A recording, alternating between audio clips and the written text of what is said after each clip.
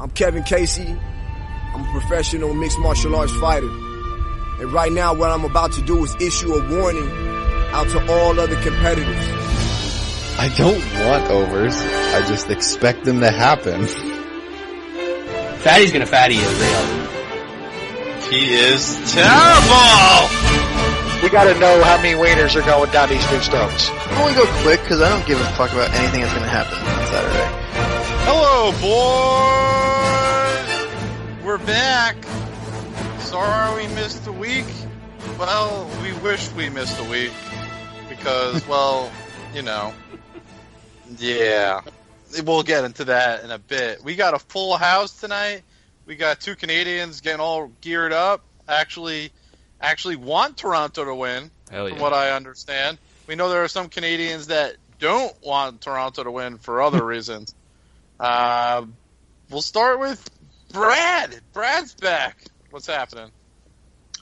Not a whole lot. I'm watching the Raptors. Apparently there's some UFC this weekend, and what was there a card last weekend? Because don't ask me to talk about it if there was, because I didn't watch it. And I hardly know what's going on this weekend. So you guys are about to get some high-level shit out of me this time around. Nushan, farther west. Are you of the North? Are you real? I am the North. It's anything but the Leafs. I'm cool with Toronto. I like the Blue Jays. I like the Raptors. The Leafs can go fuck themselves. So I'm all in. I have a big bet. I played Warriors way back in like November, and I'll be happy to lose that money if the Raptors win this thing. Okay, heading south, we got the Sodsman holding it down in everybody's favorite bluegrass state. What's going on there? Oh man, just over watching some of these cage fights on a Thursday evening. Yeah, wish we had a little playoff basketball tonight. That series has been great, been pretty interesting. Yeah, it's been pretty interesting. Yeah, I think Toronto might be getting them a title. Y'all just need that one specific Canadian up there to stay away from fucking betting on them, and they should be good. I mean, if y'all win a title up there, though, I think the Canadians' favorite son and big day one Toronto Raptors fan, Ariel Helwani, might be leading the victory parade up there, though, right? Puke. That guy can fuck. Can't wait to meet him. Can't wait to meet him. He's the worst. Yeah, he is. My hero, man. Maddie said hero. Maddie tweeted out they need to make a 30 for 30 on all the teams. Because there's 30 of them.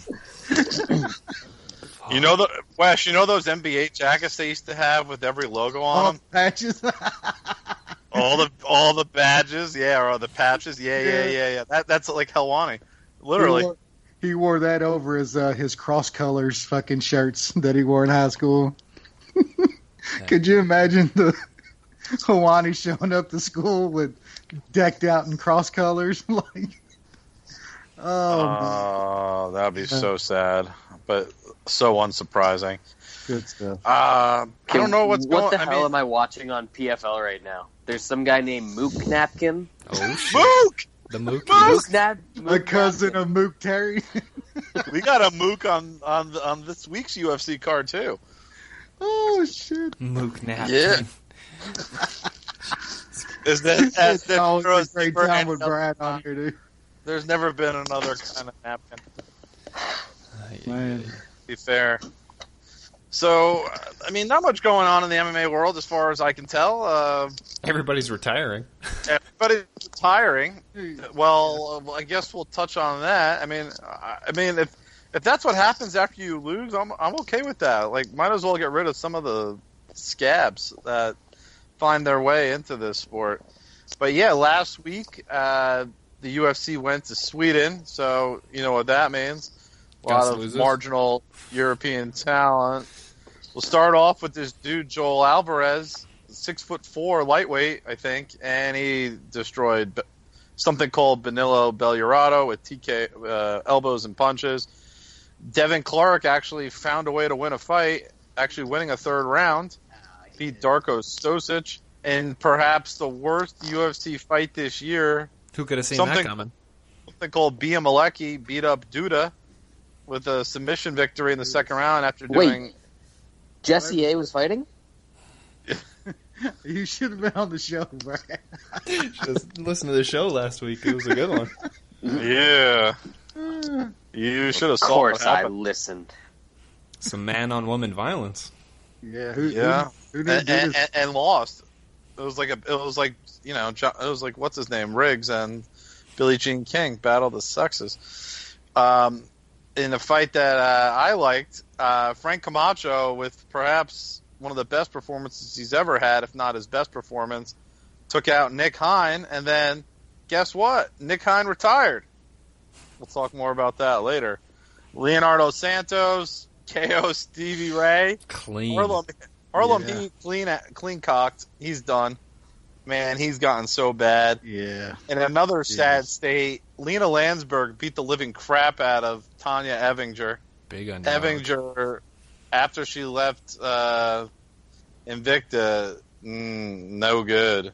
And then the final fight on the prelims, something called Sergey Kadangzo beat, I'm not sure what Wes calls this guy, but I don't know. He's like the Sasquatch. Fucking hair sweater. Macman, yeah. By decision. Nushan, anything stand out from those prelim fights? I didn't get crushed on the prelims. I got crushed later on this card, but definitely lost on Nick Hine. I did not expect such a smart fight out of Frank Camacho. He was excellent. Definitely just calculated for, seems like the first time in his career. He was just picking his shots, throwing really good leg kicks. That was really impressive from him. Added Stevie Ray, just thought the price was kind of out of the range that it should be, and Leo Santos, the guy who fights once every 4 years, just comes in and one punches him. That was a beautiful punch by Santos, just really good timing. That guy could be fun to watch. He's just got to fight more. He doesn't like fighting a lot. Doesn't like getting money. No, he doesn't like money either. Wes, any thoughts on those prelims? I thought the price on Joe Alvarez on the first fight was kind of ridiculous, and I cashed on him. He's a decent lower card guy, I guess. Devin Clark lost that fight. I don't care what anybody says. Dudas getting beat up by a chick was pretty fun. Man, Camacho at 155, man. I mean, I was probably in the heat of the moment tweeting, but a little bit. But that guy looked good, man. Like Sean said, he fought a really smart fight, and I mean, you can see the skills, dude. If that guy can fight like that, every time out with a game plan, he's pretty good down at 155. Especially with how durable man. He is too. Yeah, I mean, you can't teach the kind of chin that Camacho's got. It's crazy. Leonardo Santos, man, it's too bad the dude's pushing 40 and fights once every 5 years, because who knows how good that guy could have been. And on the other side of that, I mean, Jesus Christ, what happened to Stevie Ray? Like, man, that dude just didn't get better. I mean, he's just off a cliff. Yeah, it's ugly, and same with Evinger, who really gives a shit. And then, the hair sweater that was actually a fun fight. I thought a lot of fights on this card was fun against some no name dudes. So yeah.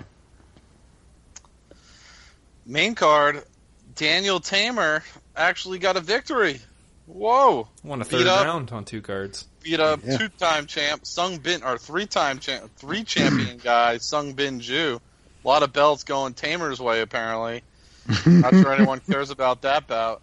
Next bout, not so good. Christos Yagos had no problem taking down Hadzovic. 29-27, 29-27, 29-28. Yikes. Amir Khani and Chris Fishgold's Mr. Sweden or Mr. Finland. Told you. I got Mr. it. Finland, you got him. Won. by anaconda choke. Wes, give us your thoughts on the Finland man. Yeah, I mean, I think most people I saw were picking Fishgold in that fight, and I mean, I thought it was going to be close. It was close. It was a fun fight, but man, if it's another guy that if the dude would just fight, if he would stay active, who knows how good the guy can be. The Hadjibich loss was just, man, you got to put that guy on the fucking just don't touch him list. You're getting just schooled by fucking Christos Giagos like that, man. Nah, stay away. And I bet Tamer Small. I'm as shocked as anybody that dude was still that he won the third round. But I mean, against a dude named Ben Joe, I guess that's the spot to take Daniel Tamer in. Yeah, you're probably right. Just a couple more fights left on that card.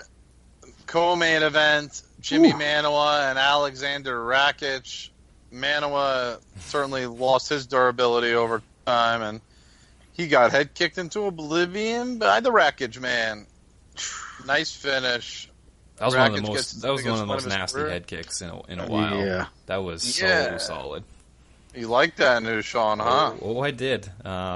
Just so clean. Like, throws a punch and then just right with the head kick, and just head bounces so hard off the the canvas. Didn't think it would go that quick. I thought they'd mix it up a bit, but Rakic is good. I mean, he's got big power. I still think his durability is a bit of a question. So depending on the matchup, you might be able to fade him. But he's definitely got some offensive skills that are scary at that weight class. Wes, how far can this guy go? Yeah, I wasn't really sold on Rakic yet. I'm a little more sold now. Like Sean said, that his offense is insane. I mean, I don't care how worse Jimmy is. You land a head kick like that and just slick a dude like Manoa. That's impressive. So, I mean, I'm a little more sold on him now. 205 is getting a little interesting. I mean, I still rank Walker above, Jimmy Walker above him and stuff, but I mean, in a shallow division that's getting a little younger and a little interesting, he's definitely a guy to watch out for. Fair enough. There's a lot of talent there. Let's see what happens. Light heavyweight definitely has some younger guys, or guys on the younger side that are long and athletic, and that's really what this division is going to start to come down to. That's who's, for the most part, other than Cormier, who's excelled in this weight class over the last 4 to 5 years. Main event. Oh yeah, we forgot to mention Manoa retired. So that's the second guy to retire. He should. He should. That's as Wes would say, applesauce for brains. Main event. This was a weird fight, and then this was just weird. And then a critical mistake by Alexander Gustafsson gave Anthony Smith his back, and then Anthony Smith, of all things, submits Alexander Gustafsson. Wolf City. Yep. We'll start with Wes. Thoughts on this one? Woof. Man, I tell you what, I like Anthony Smith, man. I like Anthony Smith's story, but I think this is just another fight that the dude, I mean, he got it done. He got it done, but that dude backed into another one, man. Gus was coming on. He was starting to land. He was starting to find his distance, and he was coming on in that second and third round. And I mean, him trying to do that judo throw and stuff, just idiotic stuff from him. I mean, props to Anthony Smith though. He capitalized. He did it with a broken hand too. So, much respect. But Gus, I still think is a far better fighter. I guess I'm kind of surprised he retired after that, as young as he is, and he's been talking about it forever, though. Yeah, no doubt. I know it was on his mind and stuff. I guess if it was any other guy at that age and still showing that level of skill, but I get it. I guess, like you said, he has talked about it for a while. But I mean, man, I will be looking for the next spot to fade Anthony Smith. You just better believe that. I mean, the guy's tough and durable, but he's gotten by winning some fights with literally throwing a big haymaker when guys come in on him and taking a bunch of punishment and just outlasting guys, which I guess in this sport at that division, that gets it done sometimes, but I just don't see people were losing their minds after that fight, talking like, oh, this is just the most amazing run I've ever seen. Kyle, can you come on, man, really look at his run and the way he's won some of these fights. He beat Vulcan because he gassed. Yeah, well, I mean, after getting his ass whooped, like he's almost like Brian Ortega with like a quarter of the skill. You know what I'm saying? Brian Barberina. Yeah, just guys that he outlasts dudes. They literally gas by beating his fucking brains in, and he gets guys out of there. The Gus win is a little different than that, but still, Gus was coming on, made some idiotic mistake, and he gets his back and chokes him out. So, like I said, props to Anthony Smith, but I will absolutely be looking to fade him in the future. Good.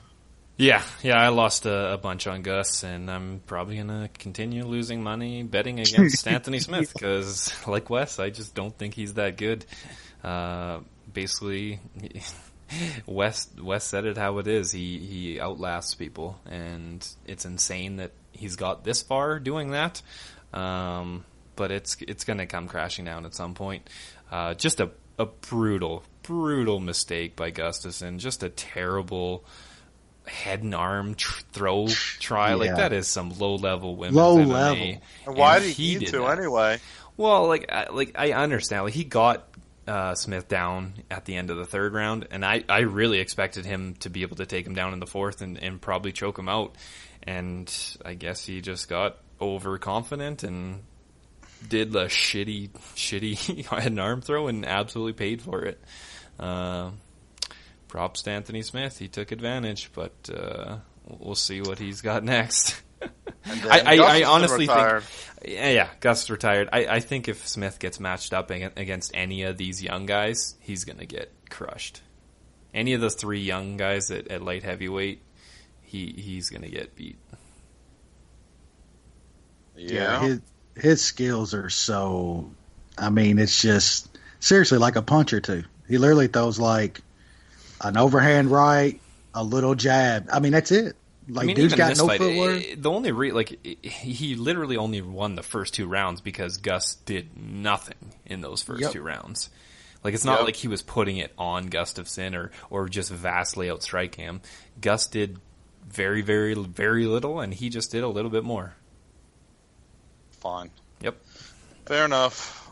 This will probably be the last time the UFC goes to Sweden in a while because there's nowhere there that, to market anymore. Fucking Tamer Brothers, dude, taking over the world.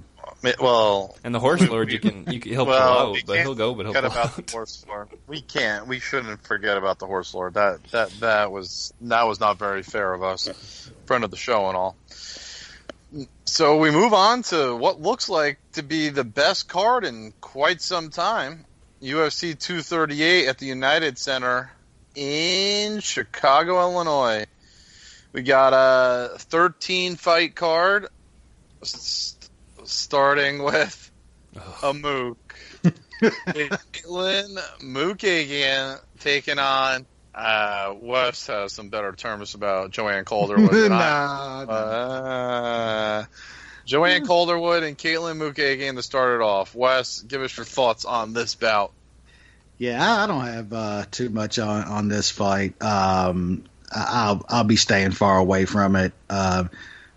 Calderwood is look better. I believe what is she up at 135 now? 125. 125, yeah, 125. Sorry, from 115, but she has looked a little bit better since them in the past. And I mean, Mook again. If you're losing to Jessica I mean, you're not that good, man. So you talking about the Jessica I?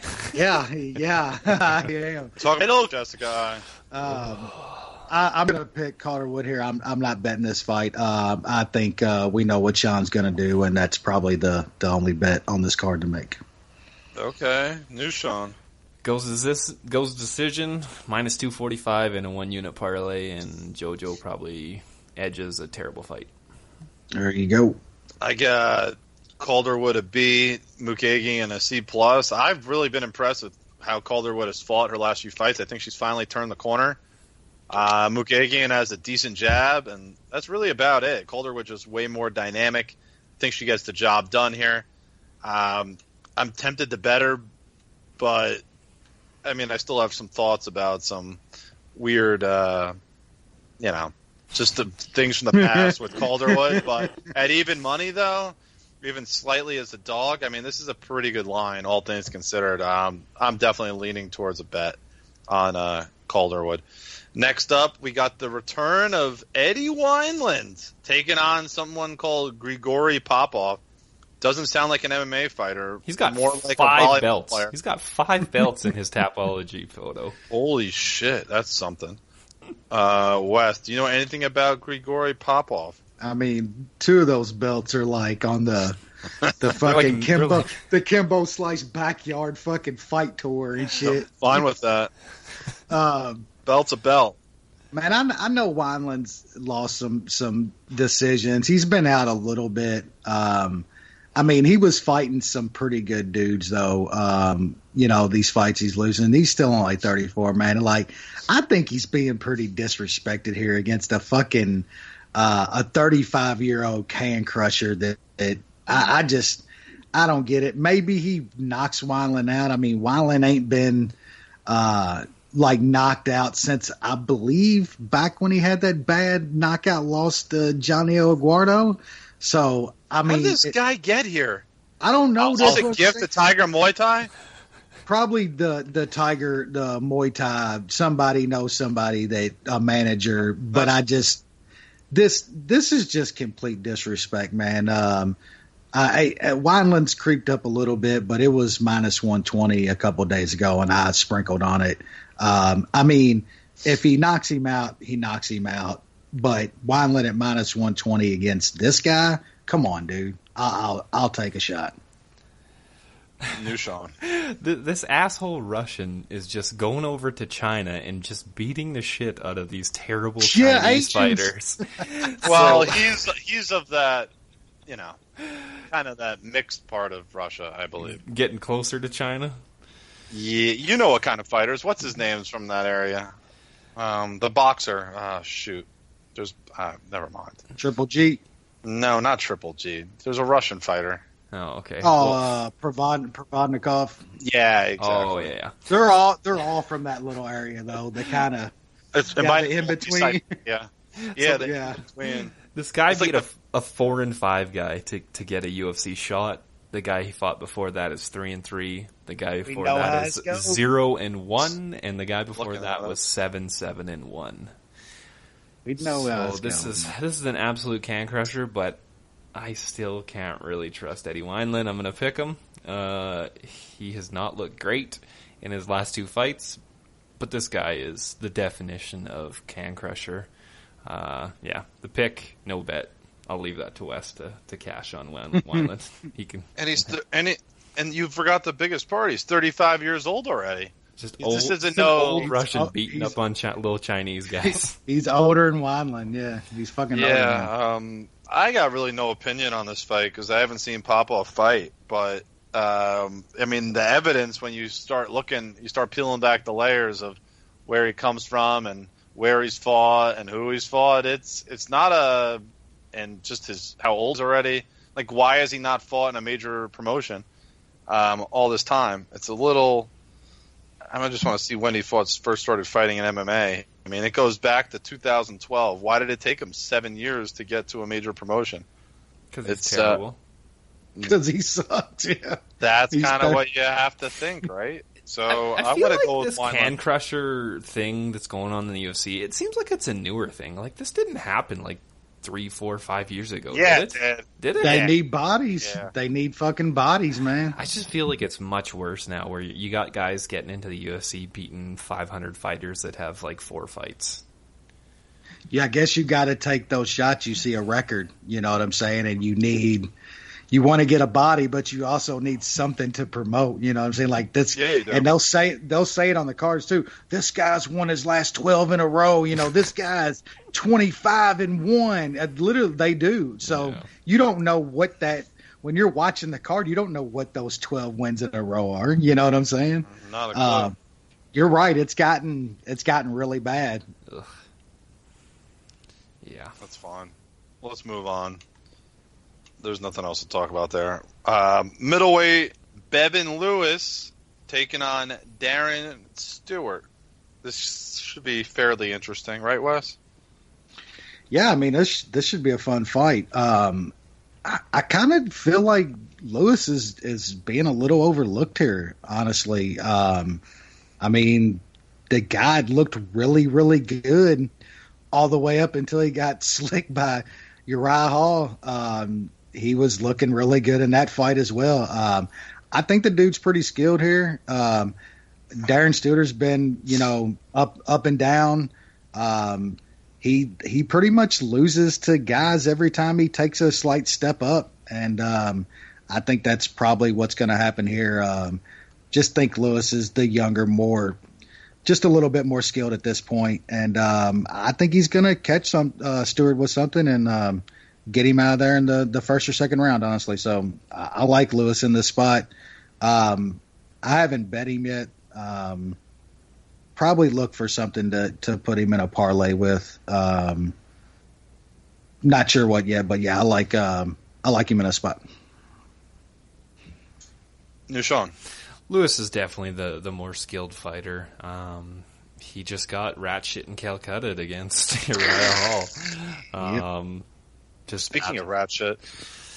Yeah, I don't like backing a guy, especially like a younger guy. I mean, he's not real young. He's 28, but he's just not very seasoned. He only has 7 pro fights, so it's hard to know what he comes back after that bad KO, because that was a nasty one. I felt like he was down for a good while after that KO. So I'll still steer clear of here, but I think Bevan Lewis is definitely the guy that gets the win here and likely knocks out Darren Stewart. Yeah, I got Bevan Lewis C and Darren Stewart a D. I mean, there's just a big size difference in this fight. Bevan Lewis 6'3", Darren Stewart barely 6 feet tall, and a 6-inch reach advantage for Bevan Lewis here. He's much longer, he's younger, and I think he's more skilled than Darren Stewart. The one issue is power. That's where Darren Stewart has an advantage, and we saw that Bevan Lewis could be vulnerable, so there certainly is a path. Darren Stewart, but all theater, and it's like kind of how it was last fight. Bevan Lewis is like, well, he's going to win this fight going away unless he gets KO'd. Well, I mean, so you just got to keep that in mind. There's a risk here for betting Bevan Lewis, but this is a fight he should win quite a bit more often than not. Next fight up on the docket, we got Angela Overkill Hill. I still hate that nickname. Taking on Yan. Yan. Got it. Okay. Wes, thoughts on the chick fight? Well, I thought this was a completely different Yan, so I'll probably pass on breaking this fight down. There's so many Yans, you don't know what to do with. There's another one on this card. I literally saw this and was like, she's only minus 155 to Angela Hill, and it was like, no, it's the wrong one. I think she should still win this fight. Angela Hill's not very good, man. She's twice as good on Twitter as she is fighting in a K, and that's usually not a good thing. So, yeah, I'm going to pick the Asian here against Angela Hill, no bet. Woohoo! All right, new Sean. Yeah, I really don't care, but I'll pick Angela Hill. Okay. Yeah, I don't care enough here either. I'm gonna. Man, I got both a C minus. This is a pick 'em. I don't have an opinion. I'm gonna just say Yan, but that's it. Just to be a contrarian. Now we get to the good part of the card. It's televised, and it starts off with Calvin Cutter against Ricardo Lamas. Lamas to Chicago. I think he's got roots in Chicago, if I remember correctly. Wes, thoughts on this one? This should be a pretty decent way to start the TV part of the card. Yeah, this is a good fight. You got some kind of contrasting styles, I think. Lamas with his really good wrestling, and I think Calvin Cutter, his striking skills are right really up good. there, man. They're really, really good. Still go back to his comeback against Burgos, and we know how good that guy is now.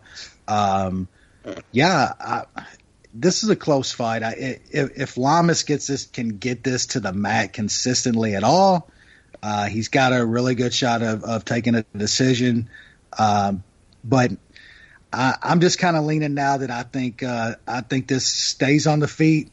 Lamas more often than not gets into kickboxing fights, even though he can wrestle like that. And I think if it stays there, Cutter's he's the better striker, man. So I'm leaning it staying that way, and I think this is Cutter gets the win by decision. All right, new Sean.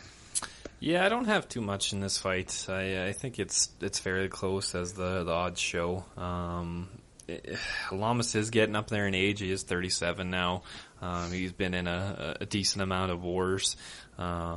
Not sure if he's going to be able to get Cutter down, and then it's kind of seems like Cutter has the edge. Cutter throws a lot more, so I think he's going to have the big advantage there. Lamas throws kind of pretty small amounts of strikes. He also absorbs a pretty low amount, but just not much going on there. So when it comes to activity, it's hard to go against a guy that is just much more active, even if he gets hit a bit more. So I'll side with Cutter, but no bet there. All right. This is a fairly interesting fight. I got both guys a C+. I'm going to go Cutter, though. More active, a little bit bigger. It's just the volume striking, I think, plays a part here in a fight that I think ultimately stays on the feet. Lama is definitely an aging fighter.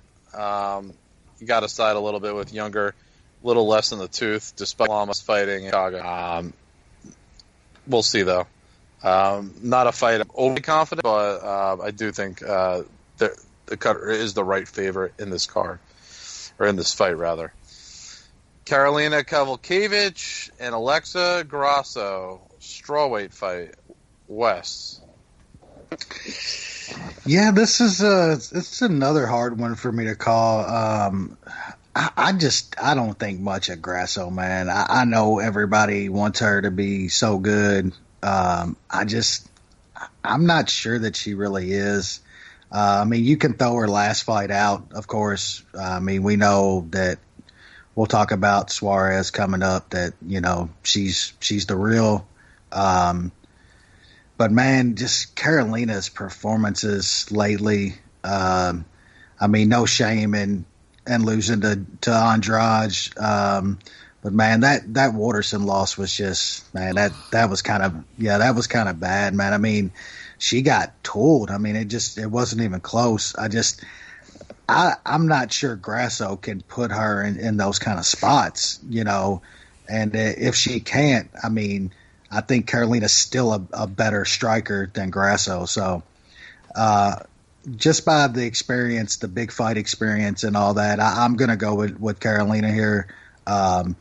More of also a fade of Grasso. I don't think she's that good, man. So, pick is going to be Carolina by decision, but probably no bet for me. Okay. New Sean. I took Go's decision at minus 265. I put that in the parlay with the Mook again, Calderwood. Go's decision for a unit. I got that at minus 106. Agree with what a lot of what Wes said. I think Carolina's the better fighter. It's just she's had 2 back-to-back just terrible performances. But just Grasso's not that good, so I'll pick the Koala Bear. But that is just, there's just no way I can bet her after those two bad losses. Okay, fair enough. I got Kovalkiewicz a B-, Grasso a C. Again, volume is the difference here. I mean, I know Kovalkiewicz isn't the same fighter, but this is going to be a striking fight. That's who Grasso is, and Kovalkiewicz just much better volume, way higher output, and probably more technically sound even. I'll take Kovalkiewicz here, though I'm definitely nervous about her regression. Really good fight coming up here. One of the best fights on the card. Pedro Munoz and Aljamain Sterling. Wes, I know you have a pretty strong opinion on this bout. Let's hear it. Yeah. This is a great fight, man. Probably a title eliminator. I would guess, maybe right there. Yeah, love both of these guys. Pedro's made me just a ton of money, especially his last fight. Goddamn, he made me so much money on that fight. Man, but Aljo, since that loss to Moraes, man, is just, this guy's put it together, man. And I tell you, I think he's a matchup nightmare for a lot of these guys in this weight class. Just his size and length is crazy compared to these dudes. And besides that, he knows how to use it. He uses it very, very well, man. The leg kicks and body kicks that he uses to keep his range, they do a lot of damage on top of that, man. Great straight right. I like him in the spot, man. And like I said, I'm a big Munoz fan. I think the guy's one of the best in the division, but I just think this is another good matchup for Sterling. Sterling can almost do about the same thing that he did against Jimmy Rivera in this fight, and I think win a very easy decision. So there's two spots that I like a whole lot on this card, and this is one of them. I like Aljo by decision. Okay. Nushan. Aljo just doesn't get hit. It's kind of crazy what his strikes absorbed per minute is. It's minus, or it's like 1.45 strikes absorbed per minute. That's crazy low. He just uses his length so well with those kicks and those long punches. I really hope he doesn't shoot a dumb takedown, because we know how dangerous Munoz is with that guillotine. That is one thing that scares me. Munoz has looked damn good in his last two fights. But I think it's just a different styles matchup. Garbrandt got kind of clipped there and went zombie mode. I don't think Aljo ain't going to do that. Sterling is not going to do that. He gets hit way less. He's probably not going to get cracked, and I don't think he goes zombie mode. Hopefully he doesn't try to just wrestle and shoot a takedown, because that could end poorly. But I just think, like Wes, it's a different style matchup. I think it's going to be pretty much all on the feet, and Aljo's might win kind of a boring decision using just his leg kicks and long punches to keep Munoz at distance. I like Aljo here. I'm surprised by the line movement. I took him at minus 138 for 2 units, and now it's even cheaper. So I think he's a good bet. It might get a little boring, but I think he's a good guy to have your money on in Aljo. That's what we want. Yeah. We want a very boring ass fucking fight, because that's gonna be all Aljo. Yep. Yeah, that's all we'll need. The funny part about Pedro Munoz is he actually gets hit more than he actually lands. Most people don't realize that for a guy. He's got a pretty good chin. I don't think it'll come into play in this bout. I got Sterling an A-, Munoz a B+. Aljo's just like a nightmare to kind of deal with in a lot of different ways. He can certainly go for takedowns. He's got a 6-inch reach advantage. That's a big reach advantage, especially in this weight class. I think he keeps Munoz kind of at bay, kind of like spamming those leg kicks and securing a takedown in this bout. On the ground, he's going to be extremely difficult. He's just got to avoid the guillotine choke, and I think he wins the bout. I'll take Munoz as well, Sterling to win this bout. Again, length, Just again, it really comes down to length and just keeping Munoz at bay and avoiding the guillotine. That should be enough to win. So Sterling to win. I believe that's our consensus bet of the week. Aljamain Sterling to get it done. Nushan, tell us the line. Minus 125. All right, minus 125. Barely above even money. Good stuff. Televised finale. This one could be a slaughter. Tatiana Suarez taking on the champs. Nina, what's her name? Lose my mind. What is her nickname? What is her nickname? One of the who came up with that stupid nickname? There are a lot of bad nicknames in MMA. This may very well be the worst one. Nina Ansel. Terrible. Amanda Nunez girl. Yeah. Wes, is there any way this fight's close? Anyway. Nah, I don't think so, man. Yeah, I've been on this train since the start.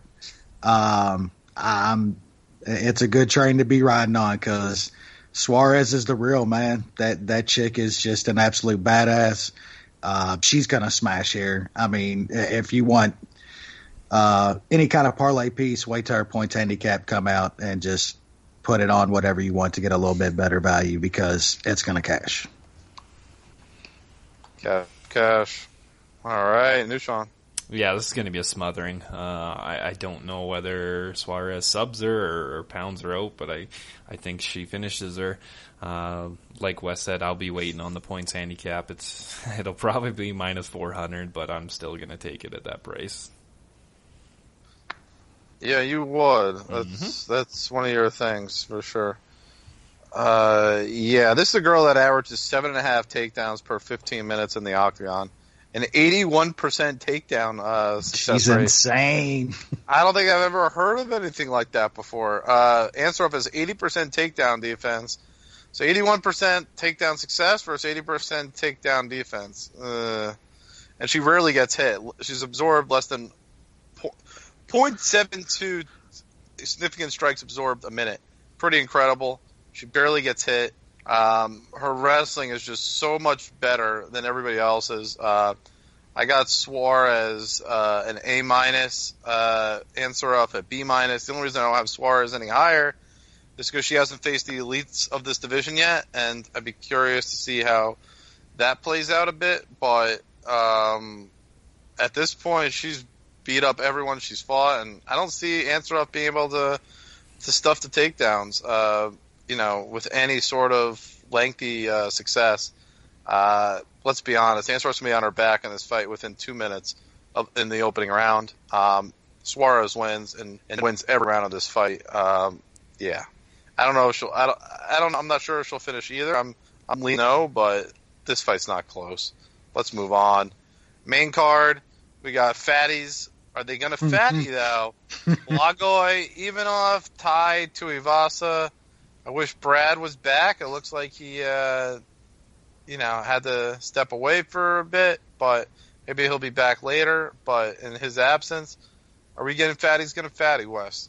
Yes or no? Man, if Tuivasa wasn't such of a mook, I would say absolutely. But I could see him going full mook across the cage. Yeah, man. Ivanov Ben Rothwell might be one of the worst fights that I've ever watched in my life, and I'm not touching this fight with any of my money, but I just feel like Ivanov does a lot of backing up and a lot of circling and throwing one punch every 2 or 3 minutes. I just don't think that's going to be good for him in this fight unless he lands a big one and lands one of those few punches and takes out Tuivasa, which is absolutely possible because that dude's a total mook. I'm going to pick Tuivasa in this spot, though. I don't think Ivanov does enough to win this type of fight. So Tuivasa be the pick. I'm not touching this fight. Okay, Nushan. I like Ivanov a bit here. Nothing big, just kind of a small play. I got him at plus 135, I believe. Yeah, plus 135, and also took him inside the distance for half a unit at plus 305. I was kind of on the Tuivasa train for a bit, but just seeing the way he fought against Arlovski and then what he did against Junior Dos Santos, that is just not a good look. I mean, I know he's young, but he's not with a great team. Nope. I think his head coach is, what's his name, the 205er. The Australian 205er, what's his name? Tyson Pedro? Tyson Pedro. I think that's kind of his head coach, kind of. Yeah, so that's not great. He just has terrible defense, and he gasses so hard. His nutrition is literally beers and cheeseburgers, like straight up. Yeah, that's okay. Against Junior Dos Santos, I think he was just like, "Fuck it, I'm going to go all out, and if I get knocked out, I get knocked out because I'm probably going to gas, and I can't go 5 rounds." He looked pretty bad late against Arlovski, and we know what state Arlovski is at this point. I know Ivanov doesn't do much, but he is still a durable-ass fighter. I think he could take him down and sub Tuivasa myself. I know he hasn't got a sub in a bit, but he definitely has some on his record, and if he's smart, I think he gets Tuivasa down and possibly locks something up. But I think his hands are good enough. If Tuivasa brings it to him, I think he can fire back. I know that Rothwell fight was a weird one, kind of both slow, not doing too much. But if Tuivasa brings it, I think Ivanov's boxing is sharp enough to fire back and possibly finish Tuivasa. How would you submit him, though? Rear naked? Yeah, I'm not going there. Wes, would you rear naked him too at the same time? I'll pass on that. Ivanov's been stabbed, dude. He does what he wants. Yeah. You think he's packing? He doesn't have to. He's a fucking terrifying human being. Dude's seen. I mean, he's seen the darkness and came back. You don't really want to fuck with those people. Does the piece size? Does the size of the piece really matter when you know he's taking it anyway? So, you know he's taking what he wants. Okay. Let's move on. We're going into like fucking Oz season 2, episode 3 fucking reviews and shit. Ooh, where's Adebisi at? What you got here, Jay? Oh yeah, right. I got both guys a C+. I mean, I don't know. Like, this is one of those fights where, I mean, I think the fatties are going to fatty here. I think this could very well go the distance. I'm going to take Tuivasa just because, I mean, he's just more energetic and throws heavier, and Ivanov kind of has these moments of weirdness where he doesn't do a ton and he doesn't have huge power, and the judges like to be swayed by power, especially in this weight class. So I'll take Tuivasa, but man, this is not great. This is not a great way to start a pay-per-view card. On the other hand, the next fight I'm really looking forward to. We got Jimmy Rivera, pride of New Jersey. Well, not really. He's just a New Jersey guy. Taking on the dude, Peter Yan. That dude. Wes, give me your thoughts on the Peter Yan train. Are you on? I mean, we was talking about piece sizes, and man, that this might be the largest piece on a Caucasian male. Well, that's arguable.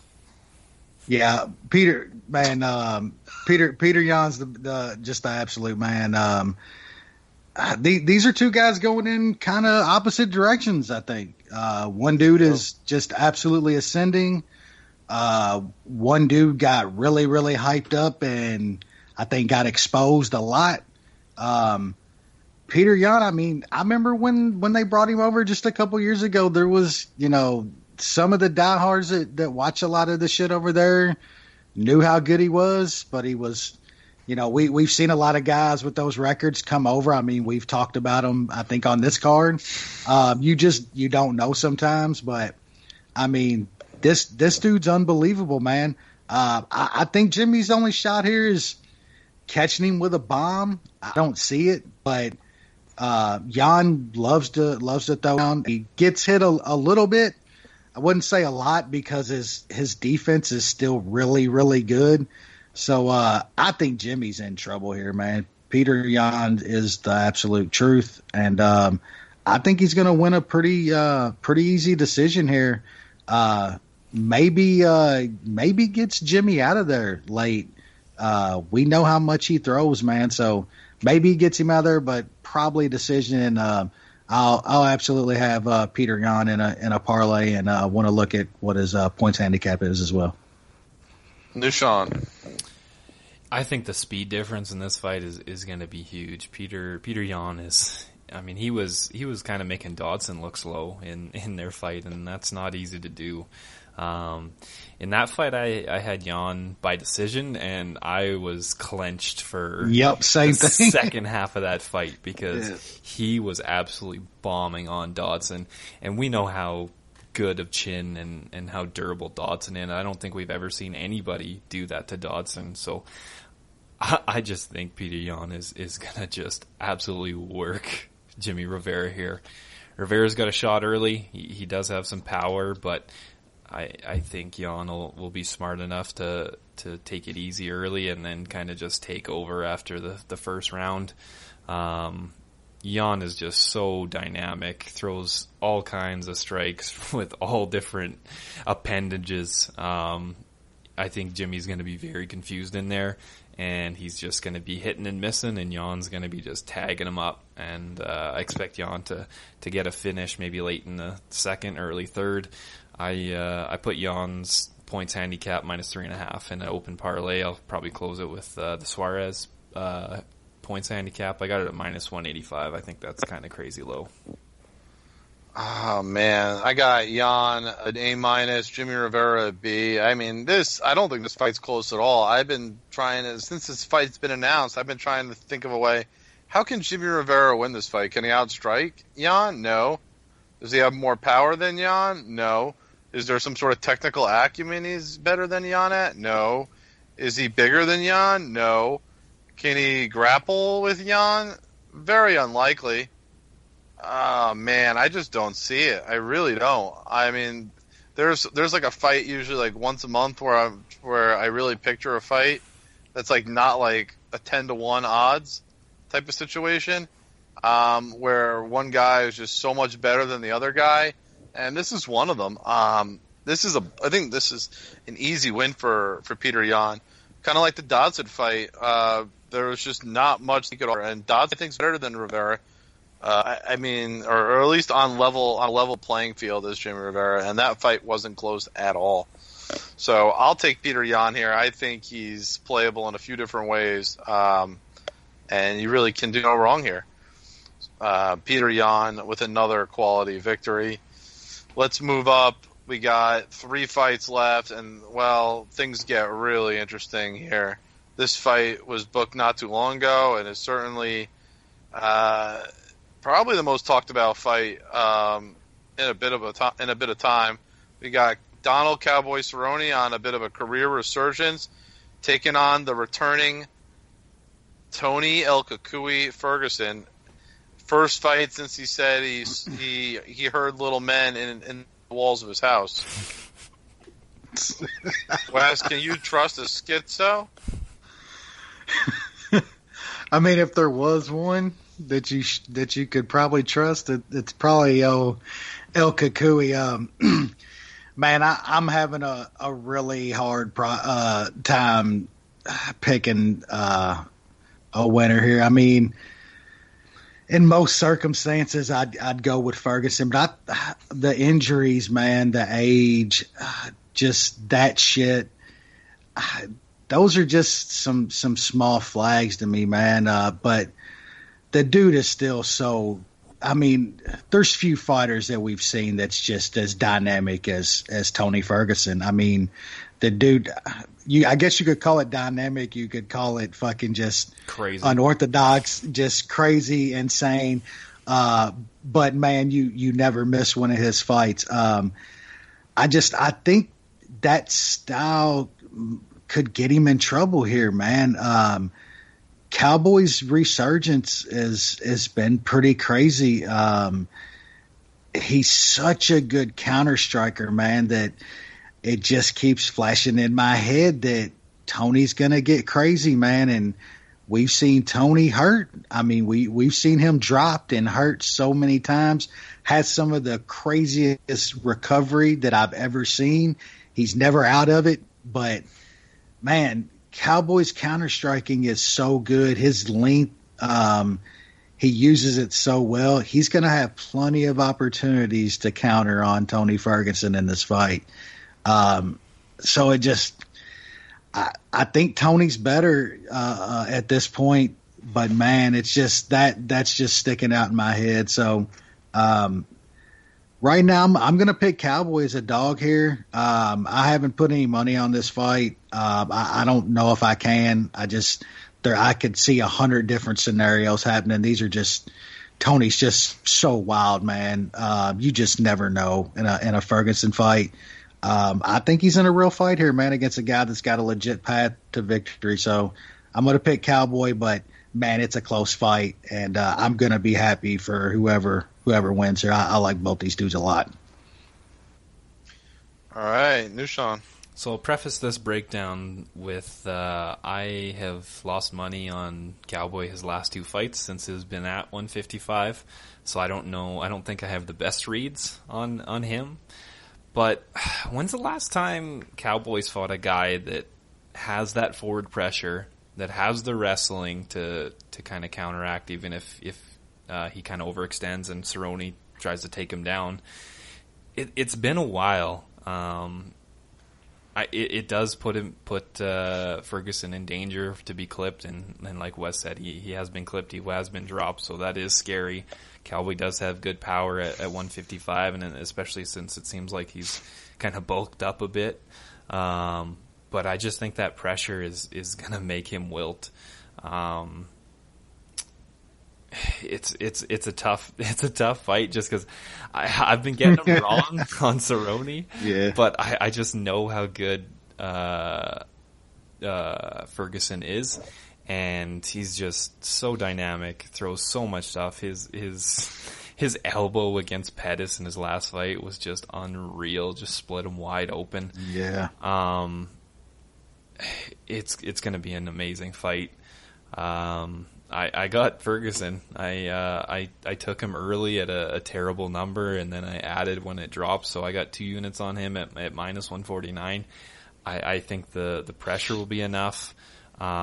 Cowboy still gets hit, man. He gets hit a decent amount. Even in that Iaquinta fight where everybody thought he did so unbelievable, Iaquinta was able to crack him. He was able to take it. Ferguson has good boxing and other crazy shit to throw at him, so it's definitely a possibility he's able to take Cowboy. So I'll side with Tony, but it is a bit of a sketchy one. I got Tony an A+, and Cerrone an A-. From what we've seen, Donald certainly had a major career resurgence, had some really good wins, but he's facing a guy that's just an absolute freaking maniac. I want to pull up some strike numbers here as well. Just hold on a second. It's sick how much volume there is with Tony in recent fights. I mean, over 5.5 significant strikes a minute. He absorbs less than Donald does. Both takedown defenses are both well over 70%. I'm not sure how much the ground game is going to come into effect in this fight. I think this is going to be a striking exchange extraordinaire. I think Donald's best chance is early, and then Tony's his conditioning is so much higher than anybody else's. I think there's a huge advantage for Tony as the fight goes on, just to continue pouring it on and to go for a finish. I think Tony gets the job done. I'm going to say second round TKO over Donald Cerrone. Again, tough first round. Both kind of get clipped, survive the first, and then Tony takes over in the second. in typical El Kukui fashion. I wish it was a 5-rounder, if I'm being honest. Yeah, well, that'd be fun. That would be fun. Here we are. Co-main event, man. Valentina, the Bullet, Shevchenko taking on Jessica Evil Eye. Valentina's what favorite now? It's the line currently stands at minus 1250, 12.5 to 1. All right, Wes. This is one of the worst title matches in the history of this sport. That is no bullshit. There's not really much to say here. This is going to be a 1-2 fucking scream, 1-2 scream for fucking as long as it takes to take Eye out of there, and that's all it's going to be. I like it. New Sean. Yeah, I'm really struggling to give a fuck on this fight. I said she's the best. She's the best. I guess the only question is Shevchenko gonna finish her or not, and how? I don't know if she subs her. That's kind of the cheaper route. I think the most likely is by decision, just pitter patter for 25 minutes, and then we all wake up and watch the main event. Oh man, I got Shevchenko an A+ and I a B-. This is gonna be a runaway. I mean, I certainly made some improvements overall. Her mentality is better, but just the quality of the striking and the grappling difference in this fight is just astronomical. I is a decent boxer, and that's really all she has to offer. Shevchenko better everywhere. She's a better boxer. I don't even know what else to say. I mean, this fight is a beatdown. Shevchenko wins this fight going away, wins every round. And she should get to finish at some point. I think she will. Maybe it might be in the later rounds, but she'll get it done. Main event, Henry Cejudo taking on the Magic Man, Marlon Moraes. Wes. My dude. I know Cejudo is not your dude. Fuck that cornball. There we go. Wes, tell us your thoughts. Tell us how you really feel. I mean, Henry, the cornball god, Cejudo. Man, I love you, Paul, but just because we're talking about Henry being a fucking cornball, that's not good, dude. I know you think all talk is good talk. I get it, man. It is when you're a fucking cokehead junkie like McGregor. That bad talk is still good talk. Not when you're a fucking cornball like Henry fucking Cejudo, bringing out fucking magic hats and kicking fucking bunny rabbits in the dude. But anyways, yeah, this is a really, really good fight, man. I think Cejudo's really, really good, man. I never call fights like flukes. I don't think any like KO punch is a fluke, but KOing a guy in like the first punch or two is it's a little different for me because you didn't get into a fight. But he still he cleaned out TJ, and that's hella impressive, man. I still don't think he won that Demetrius fight. I don't care what anybody says. Nope. I'll go to my grave. DJ won 3 rounds. I don't care what anybody says. But Cejudo has still been the closest to DJ, just about anybody. So the skills and the hype is all for real and deserved. Marlon Moraes is just a different guy, man. The rise of this dude since he's hit the UFC. I mean, you can see it in every aspect, man. Just his skills. Look at his physique and stuff now. I mean, I don't want to throw out the magma label or nothing. Juice to the gills, Wes. You can say it. He is absolutely fucking jacked and probably dripping in magma, dude. Like, it's insane the transformation that guy has taken over the past couple years. His performances against some of the top of the division is just about as good as you can get, man. I think this is really going to come down to distance and just size, man. I think Cejudo's just going to be too small here. I mean, is Cejudo really going to land that 30-second punch on Moraes. I don't see that. And then once the fight gets going and Moraes settles, I mean, he's going to be able to dictate the distance and kind of how this fight takes place. I don't think Cejudo can get him down. His takedown defense is just insane now. And Henry just isn't as good a striker as Moraes at this point.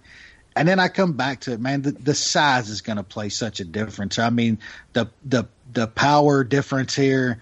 I think Moraes is going to get Cejudo out of there eventually. I think he's going to catch him with something. And I know Henry's only ever really been hurt by a body shot, but I don't think he's, like I said, with TJ, we didn't get to see that fight play out. So we've never really seen Cejudo fight truly up at this weight class.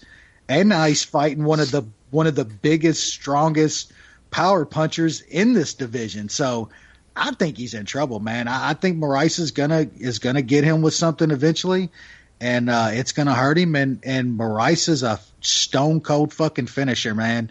And he's gonna get Cejudo out of there. I've loved Moraes for a long while, and I've won a little bit of money on him.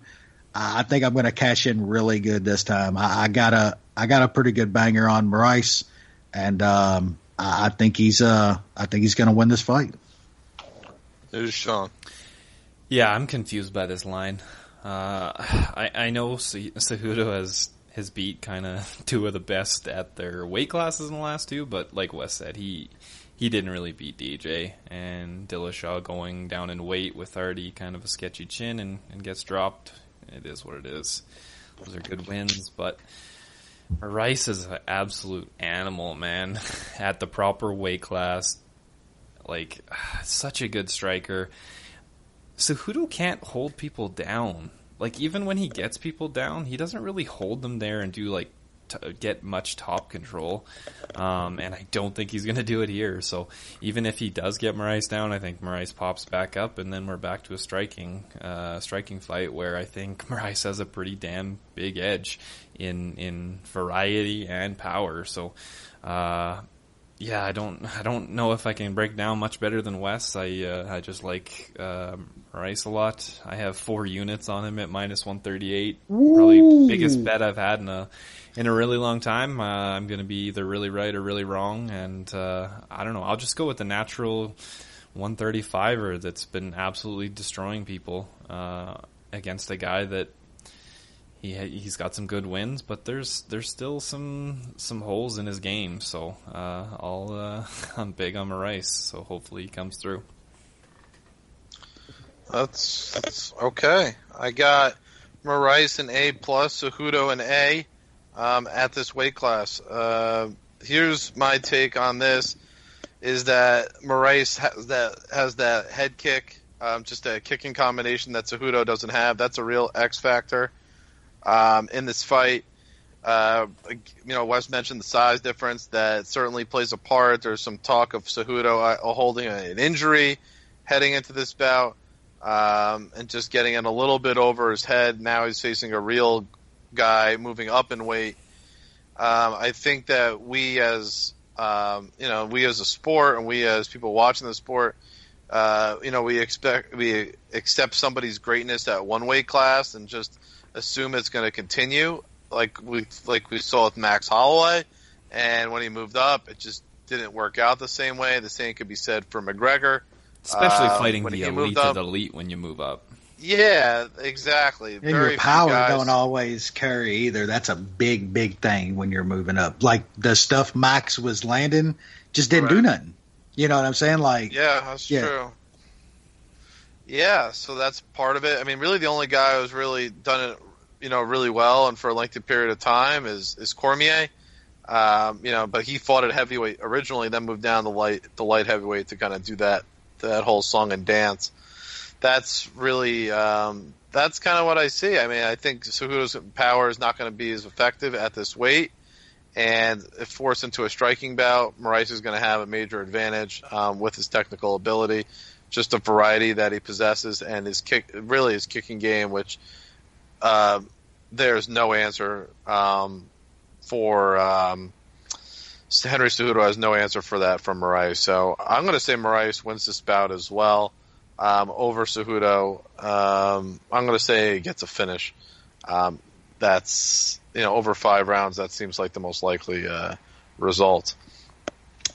And that does it for this week's edition of the MMA Analysis Podcast. Should be a really entertaining, fun card. A lot going on. A lot of different guys with a chance, especially in this bantamweight division, on this fight card, on the undercard, to move up and to potentially get a shot at whoever ultimately wins this bout and the title. So it'll be really interesting to see. We'll be back. I think there's a card next week. Yeah, it's a bit of a rough one. It's Korean Zombie versus Moicano, but full main event. Good main. Oh, they put Johnny on it. Is Lineker fighting on that? Yeah, he's the co-main, and then you get Korean Zombie. So who's Lineker against fighting? Rob Font. Rob Font. Did they already fight each other? They already fought? Yeah. Rob Font just got. Yeah, they already announced it. Yeah, it's co-main on that card. Brian Barberina against Randy Brown. I know who I'll be taking in that bout. Yeah, I do too, Jay. Positive for everybody. A very high level prospect is debuting on that card. Yeah, and I guess Dan Idge is fighting, so he's pretty fun recently. So him versus Kevin Aguilar, that'll be a decent fight. Darren Wynn's one of the best prospects that there's been in to come into the UFC in a while. Very high level, but we'll see. Has that Cormier build? We got Tuesday Night Contender Series That starting starts on Tuesday. Oh, Yeah. That's exciting. It's opening up. It's summertime. We're going to get you get MMA pretty much 4 nights a week during a few months in the summer. Uh-oh. Wes is excited. Wes, are you starting your post fights show this Saturday or not? No, not this weekend. But yeah, my redneck tunes are going to be going probably after the next card. It's going to be just sloppy shit and having fun. So yeah, okay. We'll probably tweet it out from the analysis Twitter, so people can watch and enjoy you rant on fights because everybody loves you ranting. Yeah, who doesn't like that? Yeah, good time. It'd be a good time. Yes, sir. All right, very good. We'll be back next week. Enjoy the fights, and we'll see if anything crazy happens because we love chaos.